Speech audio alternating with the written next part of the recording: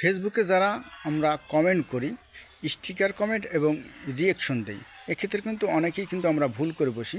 অবশ্যই এই ভিডিওটা তাদের জন্য। অবশ্যই এই ভিডিওটা এ টু জেড দেখে অবশ্যই একটা মতামত প্রকাশ করবেন। ভিডিওটা স্কিপ করে টেন দেখলে কিন্তু গুরুত্বপূর্ণ কথা আপনারা অবশ্যই মিস করে ফেলবেন।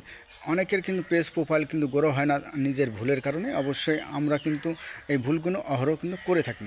যাক, একটা ভিডিও আপনি দেখলেন, দেখার পর এখানে শয় কমেন্ট পড়েছে, সেখানে দেখা যাচ্ছে 80% কমেন্ট যদি স্টিকার হয়, সেক্ষেত্রে কিন্তু ফেসবুক বলবে যে এই ভিডিওটা আপনার তেমন গ্রহণযোগ্যতা ভালো না, বা অনেকেই কিন্তু স্ক্রল করে ধাক্কা দিছে, আপনার ভিডিওটা লো কোয়ালিটি হয়েছে। আপনি ভিডিওটা কালারফুল করেছেন, সব কিছু করেছেন, ভয়েস ভালো দিয়েছেন, সব কিছু, কিন্তু একটা কমেন্টের কারণে যখন 80% কমেন্ট স্টিকার হয়, সেক্ষেত্রে ফেসবুক এটাকে দেখা যাচ্ছে লো কোয়ালিটি কন্টেন্ট হিসেবে অবশ্যই ভেবে নেয়।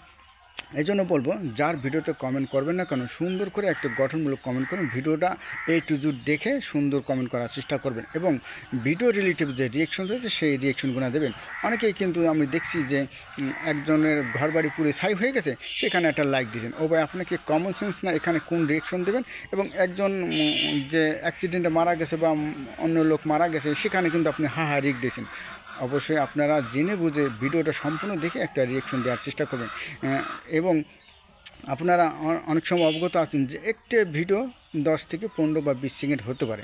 সেই ভিডিওতে যদি আপনি স্টিকার কমেন্ট করেন, একটা স্টিকার কমেন্ট করতে 2-4-5 সেকেন্ড লাগে।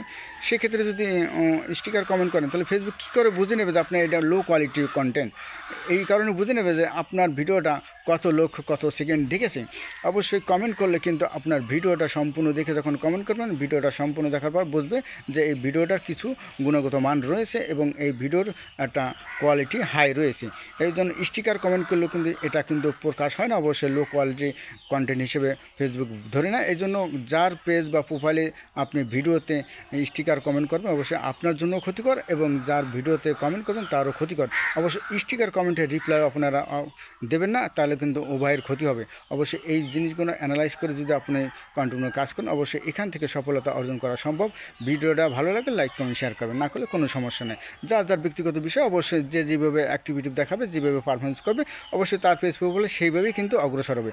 অবশ্যই আমি প্রত্যেক দিন লাইভে যখন আসি, তখন আমি বলি যে লং ভিডিও প্লাস লাইভ ভিডিওতে যখন আসবেন, আপনারা অংশগ্রহণ করবেন। এখান থেকে কিন্তু অনেক কিছু শিক্ষণীয় বিষয় রয়েছে, এবং আপনারা যারা রিলি ভিডিও আপলোড করেন 8-10 সেকেন্ড বা 15-20 সেকেন্ড, এর থেকে কিন্তু অনেক কিছু শেখা যায় না, কিন্তু অনেক তথ্য পাওয়া যায় না। অবশ্যই বেশি বেশি করে লং ভিডিও প্লাস লাইভে অংশগ্রহণ করবেন।